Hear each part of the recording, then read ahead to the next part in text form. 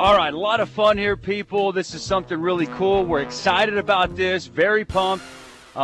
Sports Talk Network teaming up with News OK and the Oklahoman. And we now have, this is Thunder Cover with NewsOK.com, the Oklahoman's Oklahoma City Thunder beat writer, Darnell Mayberry. Darnell, it's a pleasure to have you, sir. Pleasure is all mine. How you guys doing? Man, we're doing well. We're doing well. NBA regular season is in the books, but first I want to talk here. You got to know this team better than anybody. You're the only guy that travels to all the games. You've been covering this team since all the way back in 2005 when it wasn't even the Oklahoma City Thunder. So, I mean, aside from you, I can't imagine anybody knows this team better. Yeah, I'm around them a lot, that's for sure. And, you know, it's a pleasure to be in this position and to be able to cover a team and an organization that does things the right way from top to bottom. So it's really a fun gig, man. I'm really blessed to be a part of it. Well, you kind of hit it out of the park. This team has turned into to be an outstanding young basketball team. Kevin Durant, Russell Westbrook. The whole thing has come together a lot faster than anyone could have imagined. Last year they make their way to the finals. This year, another strong team as well, some high expectations. It's had to be pretty fun throughout the duration to watch this team mature. No doubt about it. Did you guys think that they would win 60 games after trading James Harden? No, Boy. I didn't. Yeah. Darnell, I didn't. I mean, I got to be honest with you. I thought they'd still be good. I mean, especially with as much as Serge has improved over the year. But 60 wins, the number one seed overall, I did not anticipate this. But let's get right to it. I mean, what a storyline. I was talking about this earlier. Just a year ago at this time, you've got beards all over buildings. You got bearded bandanas. Fear the beard was kind of the theme, the mantra of this basketball team. And now he returns, the firstborn son, the first drafted guy of the Oklahoma City Thunder. James Harden comes back here to Chesapeake Arena. Talk about this storyline. It doesn't get much bigger and better than that. Yeah, I mean, I think, you know, we kind of all thought that this could be a possibility when the trade happened. You know, a lot of people felt like James Harden would get that team into a position to make the playoffs. And obviously with the Thunder being one of the best teams in the West, you felt like they'd be, you know, right there again battling for that top seed. And sure enough, they get the top seed ahead of San Antonio. So it's going to be an interesting series. You know, I think James Harden has a lot to prove. You know, and if he doesn't perform well, he could have a lot of egg on his face if he doesn't come out and really put that team on his back and show that he's a franchise player. He to lot of money. He turned down a lot of things and not re-signing with the Thunder to go be with the Houston Rockets. So it's going to be a lot of pressure on James Harden. Have you been surprised with how well he's played down there? Because, I mean, he's not really surrounded by top talent. You know, Jeremy Lin, a guy kind of a flash in the pan last year, he's turned into an okay point guard, but not up to the standards of a lot of NBA teams. James Harden's done a lot of that work down there on his own. Were you surprised at how well he's done? I can't sit up here and say that I thought he was going to average 25, 26 points a game. That's a ton. Now, with that said, you also have to factor in the Rockets' style of play. They play that up-tempo pace, the run-and-gun style. All they're doing is running up and down and shooting threes and trying to get layups in transition. So when you factor in the pace, his numbers are a little inflated. You know, if you put him on a more conventional team offensively, he probably is not going to average 25, 26 points. And really, he's, like you said, he is the only guy on that team really that can get his own shot and really consistently be a threat offensively, although I do love Chandler Parsons. That's a whole nother topic. I mean, that guy can play. But Harden has a lot of the offense on his shoulders. He's the focal point of that offense. So from that standpoint, the numbers that he's putting up really aren't surprising when you put all the pieces together. You're listening to Thunder Cover with NewsOK.com and the Oklahoman's Oklahoma City Thunder beat writer Darnell Mayberry. Something fun, something new we're starting to do. Very excited about this. James Harden, when he first came back to Chesapeake earlier in the season, seemed like mentally wasn't there. I don't know if he was pressing, if what was going on in his head, but he did not play well. Didn't play well to the last matchup, went for 46, 8 of 9 from 3, 14 of 19 from the field, was on fire, and it took him having that good of a game to inch out a victory over the Thunder. What's his mindset going to be, Darnell, coming back to Chesapeake Arena? Well, I think, and I assume that he's going to try to replicate what he did in that last game in the regular season against the Thunder. And, he kind of got it going. And once he got going, it was hard to shut him off. So if he can get into that rhythm again early and really just kind of play off his teammates and set those guys up while also trying to orchestrate the offense and get his own shot, then that sort of is how James Harden tends to be successful. But to do that for an entire series, man, against a championship caliber team like the Thunder, that'd be asking a lot. Is he embracing this, Darnell? James, you've been around him for a long time. Is he going to embrace this, or is this truly a worst-case scenario for him personally to have to come back and face this Thunder team? Well, he's got no choice but to embrace it now. This is what he asked for. This is the position that he wanted to be in. He wanted to be the man. He wanted to be a max player, a franchise player. He got his wish. Now he's with the Houston Rockets, and he's got to figure out a way to fight that uphill battle and get a team that's sort of, just made it into the playoffs over the hump against more capable, higher caliber teams. And that's his challenge right now. So I don't think he's got a choice but to embrace it. I personally think it's going to be a painful reminder to him of what could have been whenever he comes into this Chesapeake Arena, whenever that entire crowd, that packed house, as loud and as crazy as they get. Absolutely love the man. Now he's going to be coming in as an opponent. I'm sure he's going to miss that atmosphere as a player. But I just want to ask you, with him gone, Kevin Martin has kind of been the guy off of the bench. A lot of expectations for him as he comes in to fill those shoes that James Harden left. Talk about the role he's played. Are you happy with what you've seen out of Kevin Martin so far, and what are the expectations of him in the playoffs? I think Kevin Martin is trying his best to just be himself. I don't think, and I actually asked him today after they did a light practice if he feels like he has to replace James Harden and sort of be what James Harden was for this team. He said not at all. And he doesn't even pay attention to pressure, in his words. It's nothing to him. He just goes out there and performs to the best of his abilities. And when he does that, it seems to work fine for him and the Thunder. So I think if he continues to do that, the team will be okay. But he hit the nail on the head today when he said that this team's got to be on the same page, and they've got to have 3, 4, 5 guys clicking at the same time for them to be at their best. If they only have 1 or 2 guys clicking in a game, they could struggle. But Kevin Martin has to be that third guy. Back with your Thunder cover, newsok.com's and the Oklahoman's Oklahoma City Thunder beat writer, Darnell Mayberry. New thing we're doing with Darnell, he's coming aboard the SportsTalk Network, talking topics that are going to be covered throughout the Oklahoman, so it's a lot of fun. Darnell, last year, late in games especially, James Harden, such an integral part of what this Thunder basketball team did. Seems like late in games, just give the ball to James. He's going to make something happen. What is that the biggest thing that this Thunder team is going to miss without Harden in the playoffs? Yeah, I think it remains to be seen. When you look at some of the offensive droughts that the Thunder has at times, James certainly alleviated a lot of those in the fourth quarter.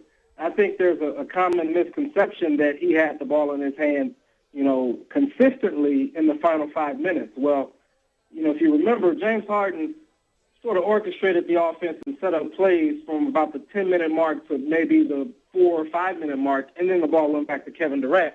And that's when a lot of people started complaining about, Durant just kind of sticking his arm out, and all the Thunder was doing was running isolations for Durant. There was a lot of criticism of Coach Scott Brooks and the team for basically being too vanilla in the offense and not mixing it up enough, and in fact not going to James Harden enough. So I think the legend of James Harden has sort of outgrown itself a little bit, and people sort of misremember a little of what really happened. But he definitely was a big-time factor in late-game situations especially just early on in the fourth quarter when things would stagnate a little bit. So I think in the playoffs, that's when you could probably see them miss James Harden the most. They had a great regular season, but when the game slows down, you're going to have to find that guy that you can go to and get some easy shots. Kevin Durant and Russell Westbrook can't do it all for 48 minutes. Yeah, but Kevin Durant's going to be your guy there at the end. I mean, James Harden, he did create some stuff there. You're right. Absolutely created some stuff, the pick-and-roll stuff, on the ball, doing different things there in the offense.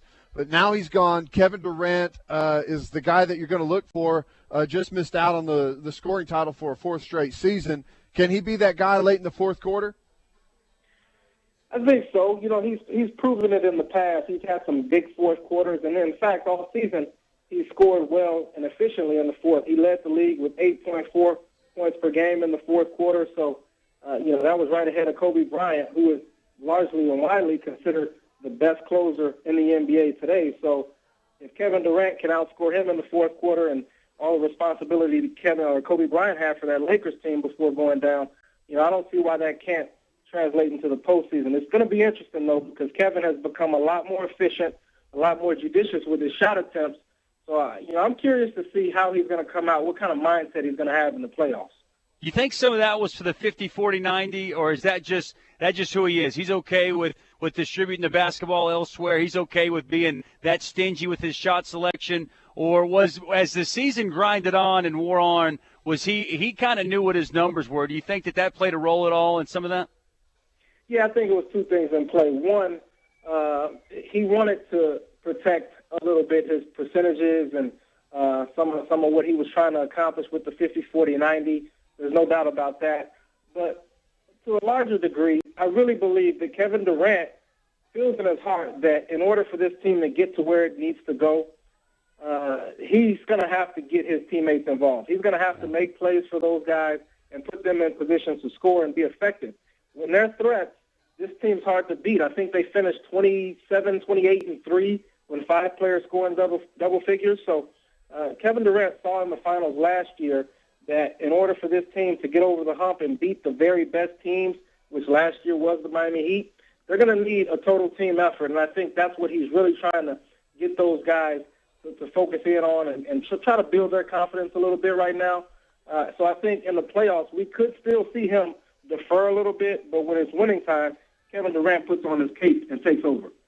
Yeah, I agree. But you mentioned last year throughout the playoffs towards the end, sometimes the offense would sputter a little bit. Kevin Durant, a lot of isolation stuff.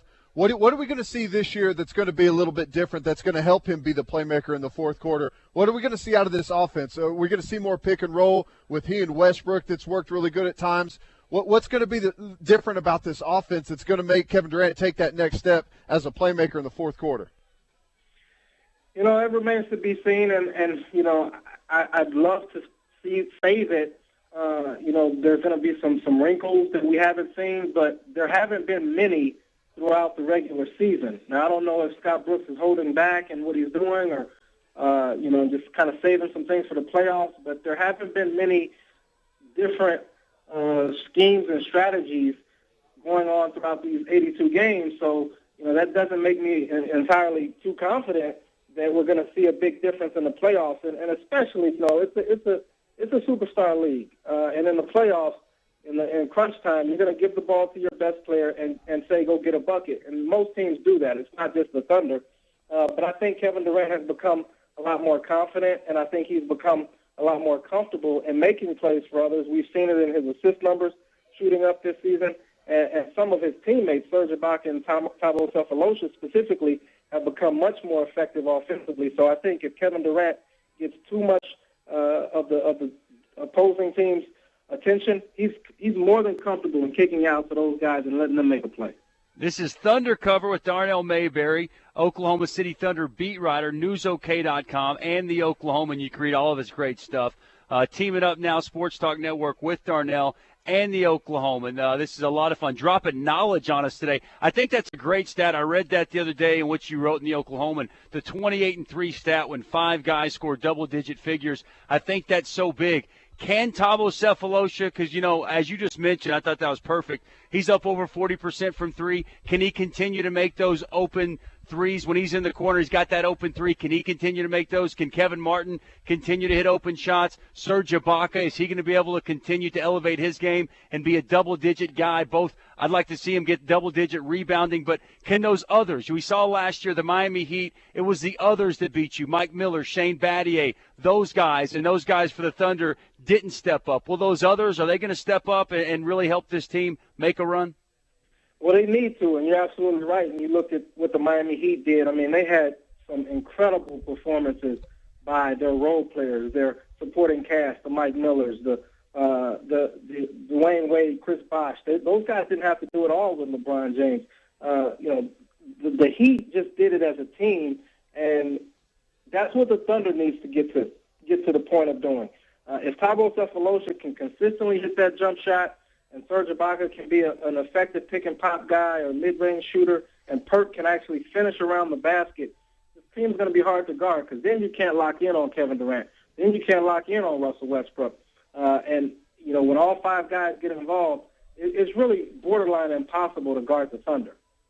While we're talking about others, one of the big things James Harden did, he didn't just play in the fourth quarter last year. He was the spark off the bench. Whenever our second unit was out on the court, we had a big advantage over other teams' second unit.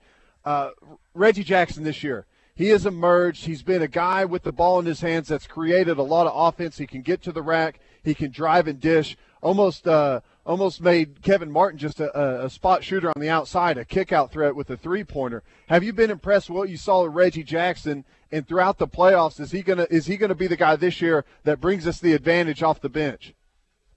He could be, but I still question whether or not Brooks and the coaching staff and even his teammates trust him enough to be that guy. You can kind of see flashes of where he can get to the basket and create and finish once there.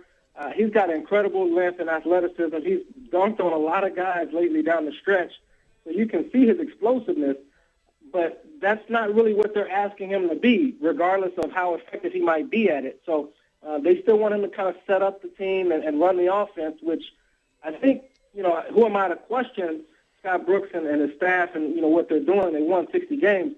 But I think when you have a guy that's that explosive, that is that versatile, you got to put him in a position to succeed.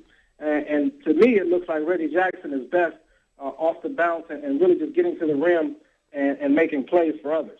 Darnell, you think they pull his minutes back a little bit as we move into the playoffs? Reggie's? Yeah.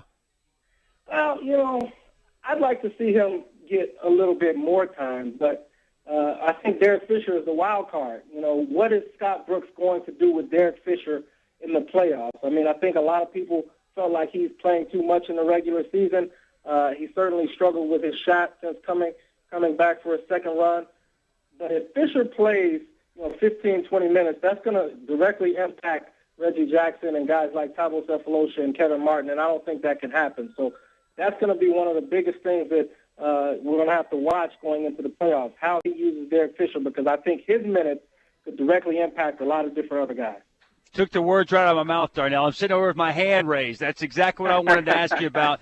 Derek Fisher, you do a great job with your blogs and stuff talking about this, and I commend you. You're pretty outspoken. You kind of put it out there on how you feel. And, Derek Fisher, 5-time world champion, the guy's been outstanding historically. I mean, he's had an unbelievable career. I don't think anything above double-digit minutes for this basketball team with where they're at and Derek Fisher, I don't think it makes much sense. And I sure hope Scott Brooks, I hope he shares my sentiment, because while just like you said, it's hard to argue with a man that just took his team to the 1 seed in the West, a 60-win season, how he runs his basketball team, I call that into question the way he utilizes Derek Fisher. I just think it's a little too much. Yeah, and not only that, but then you have certain teams and matchups where you see Ronnie Brewer, the guy who they went out and got from New York at the deadline, not play. They went up in New York to play at New York, and J.R. Smith went off. They played in Denver, and I think it was either Corey Brewer or Wilson Chandler had a big game against them. And so, it's been situations like that where Fisher is getting those minutes over more capable players like a Ronnie Brewer who could come in and not offensively, don't get me wrong, but defensively sort of slow some guys down. And Reggie Jackson, who's, again, just more versatile and one of the most versatile guys on the team. So that to me, I've always questioned, and I'm curious to see how it will change, if at all, in the playoffs. All right, Darnell, we've hit it from every angle. Here's the question. Do the Rockets have a shot at pulling off the upset? Is there any chance that after this series is over, James Harden's going to leave this franchise saying, what just happened?